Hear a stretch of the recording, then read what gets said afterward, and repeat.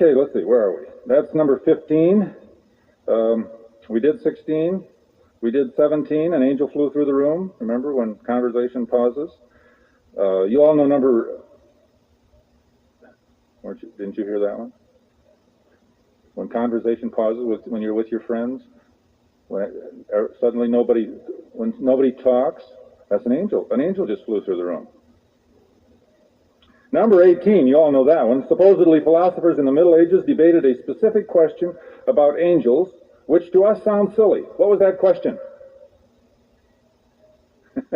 How many angels can dance on the head of a pin?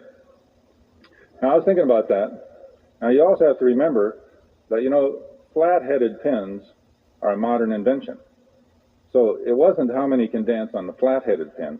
It was a narrow-headed pin. So that was even a better question.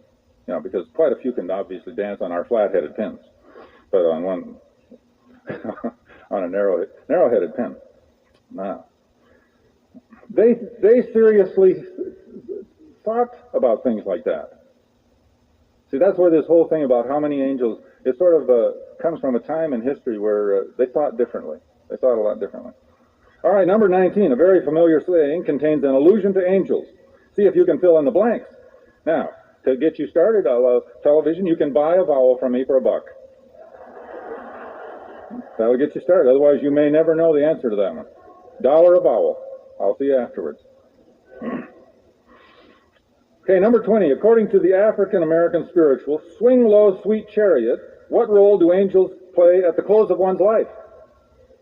Coming for to carry me home. Very good.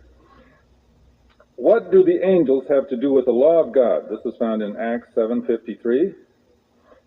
Anyone want to look that up a minute and give the answer to that?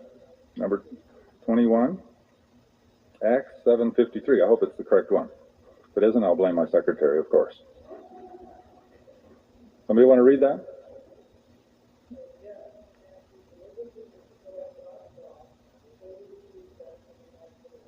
Okay, you received God's law from the hands of angels.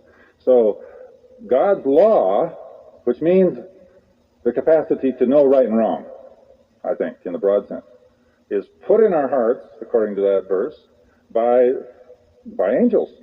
It has to be pretty early in life, wouldn't you say? So angels are busy at work putting into our hearts the capacity to know right and wrong. Fascinating. What is Gabriel best known for? What was that? Holding a lily. The Annunciation to Mary, of course, right? All right, we touched on 23. 24, probable times when angels care for us whether we are aware of it or not. When heartbroken or facing difficult decisions. When we face temptation, when we are doing God's will, and at the time of our deaths. Maybe you can think of others. Number 25 is just a reference, two different versions, a spirit-lifting reference to angels. Are not all angels ministering spirits sent to serve those who will inherit salvation? Number 26 is just a statement. What endears angels to us most arises from their personal involvement in each human life. Now, 27 is kind of a fascinating one. If you have your Bible with you, turn to the Old Testament, 2 Samuel. It's, how that goes. Genesis, Exodus, Leviticus, Numbers, Deuteronomy, Joshua, Judges, Ruth, 1st and 2nd Samuel. This is 2 Samuel. The question here, or the issue here, even good angels fail to perfectly synchronize their actions with God at times.